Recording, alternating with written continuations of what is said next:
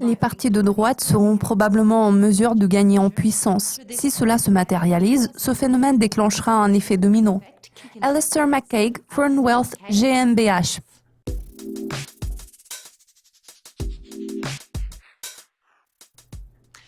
Ce mercredi, nous découvrirons les données relatives à la confiance des consommateurs britanniques. Les chiffres d'octobre sont apparus décevants. En revanche, les craintes d'un Brexit dur se sont quelque peu apaisées depuis la décision de la Haute Cour de justice selon laquelle le gouvernement de Theresa May n'a pas le droit d'activer l'article 50.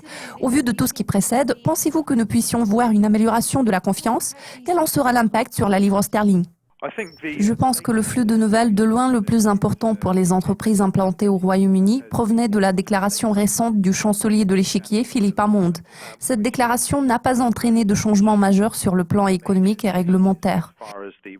Cela est partiellement attribuable au fait qu'il reste 4 mois avant que le processus de retrait en vertu de l'article 50 ne soit enclenché. Pour l'instant, il est difficile d'imaginer que les entreprises britanniques puissent devenir plus optimistes vu l'ampleur de l'incertitude qui pèse actuellement sur leurs activités. Il est peu probable que cette incertitude s'estompe et la situation se clarifie dans les mois à venir. Ce mercredi, nous découvrirons quelques publications économiques très importantes, tant pour les traders que pour les entreprises britanniques. Nous découvrirons les derniers résultats des tests de résistance des banques britanniques. Également cette semaine, la Banque d'Angleterre doit publier son rapport sur la stabilité financière et la déclaration du comité de politique financière. Tout porte à croire que ces 3 publications vont façonner le trading en milieu de semaine et la performance de l'indice FTSE.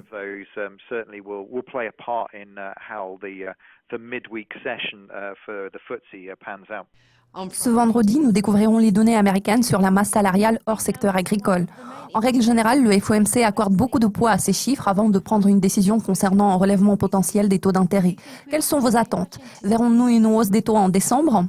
Nous pouvons constater en toute confiance que les données relatives à la masse salariale non agricole ont été relativement stables au cours des 12 à 18 derniers mois, à l'exception de quelques rapports décevants. En réalité, selon les participants au marché, la probabilité d'un relèvement des taux aux États-Unis en décembre s'élève à près de 100%. Certes, le président nouvellement élu des États-Unis, Donald Trump, s'est montré très clair à cet égard. Il veut que les taux d'intérêt soient relevés.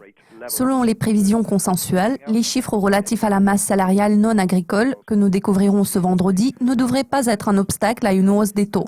Ils ne sont pas censés secouer le marché cette fois-ci. Ces données doivent apparaître exceptionnellement mauvaises pour qu'elles puissent modifier les projets de la Fed concernant la hausse des taux d'intérêt. Je tiens à souligner que les données sur la masse salariale hors secteur agricole ont généralement beaucoup de poids, surtout s'il s'agit d'un rapport publié le premier vendredi du mois.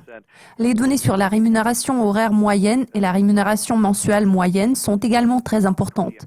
Cependant, comme je l'ai déjà fait noter, il faut que ces chiffres se révèlent exceptionnellement mauvais pour que la hausse des taux d'intérêt en décembre soit remise en question.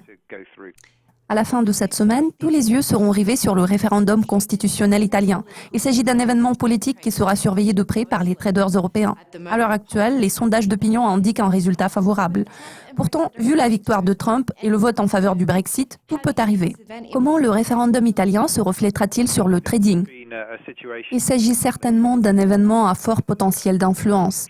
Sans aucun doute, les traders italiens et les observateurs politiques vont accorder une attention accrue à ce référendum. Ces derniers temps, la plupart des pays européens se concentraient sur les États-Unis et le président Donald Trump, ce qui est tout à fait compréhensible. Maintenant, ils se focaliseront à nouveau sur le paysage politique européen.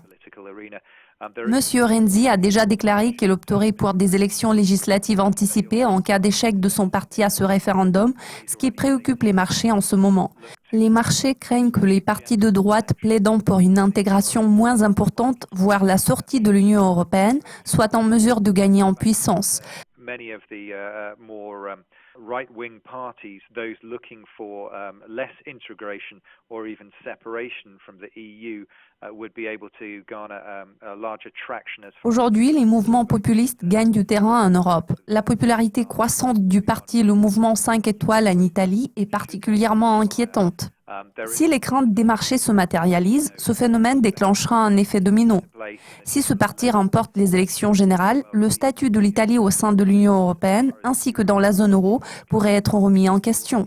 L'année prochaine, les électeurs français, allemands, autrichiens et néerlandais se rendront aux urnes. Ces pays représentent ensemble environ 75% du PIB de la zone euro. De toute évidence, les élections dans les pays susmentionnés pourraient avoir un impact considérable. Alistair, tous mes remerciements pour votre participation aujourd'hui. Restez à l'affût de nos mises à jour régulières sur Dukascopy TV pour être au courant de tout ce qui se passe dans le monde de la finance. À la prochaine!